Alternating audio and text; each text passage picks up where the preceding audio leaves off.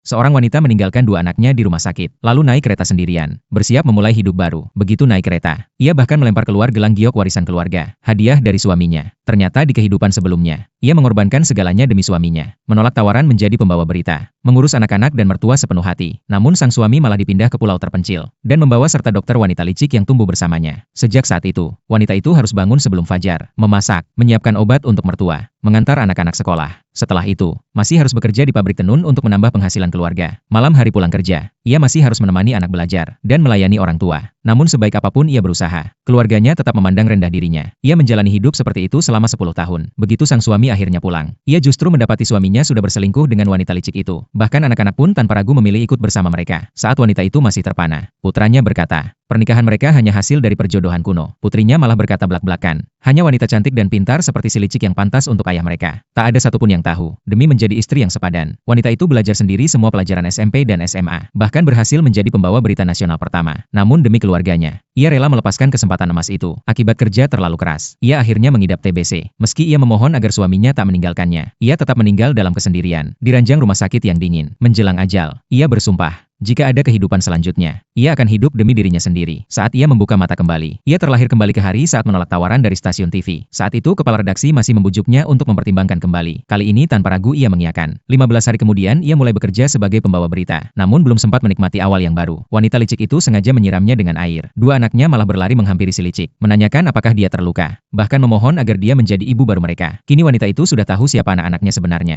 Ia tak lagi bersedih. Namun yang membuat hatinya makin dingin adalah ketika suaminya rela lari beberapa kilometer hanya untuk membeli kue kesukaan wanita licik itu. Anak-anak pun merengek minta makan. Wanita licik menariknya ikut ke restoran. Di meja makan, semua makanan yang dipesan adalah makanan pedas. Padahal suami dan anak-anak punya masalah pencernaan. Dulu ia selalu menyiapkan makanan dengan hati-hati, namun tak pernah mendapat ucapan terima kasih. Kini mereka justru tertawa bahagia bersama. Saat itu, pelayan tak sengaja menumpahkan sup panas ke lengannya. Sementara wanita licik hanya terkena beberapa tetes. Namun sang suami justru sangat khawatir padanya. Langsung menggendongnya ke rumah sakit. Baru saat itu ia teringat pada istrinya. Akhirnya ia juga membawanya. Namun di jalan mereka mengalami kecelakaan. Wanita itu terluka di kepala. Sementara wanita licik dan anak-anak dilindungi dengan sempurna. Setibanya di rumah sakit, suaminya langsung mengangkat wanita licik ke atas tandu. Meski dokter mengatakan luka sang istri cukup parah, ia tak peduli. Sikap dingin mereka memutuskan sisa rasa dalam hati wanita itu. Setelah pulih dan kembali ke rumah, ia mulai berkemas. Beberapa hari lagi akan menjadi hari kepergiannya. Dalam waktu yang tersisa, ia fokus belajar, tidak lagi mengurus pekerjaan rumah. Pakaian kotor menumpuk seperti gunung. Piring di dapur mulai berbau busuk. Suaminya yang tak tahan, masuk ke kamar dan memarahi dirinya. Mengira istrinya marah karena ingin berkencan dengannya. Ia pun menunjukkan tiket arena seluncur es. Berharap setelah itu istrinya kembali seperti biasa. Wanita itu tahu jika ia menolak, akan ada konsekuensi yang berat. Akhirnya ia tetap pergi. Namun saat di arena, sang suami hanya sibuk membantu wanita licik bermain. Sementara ia dibiarkan jatuh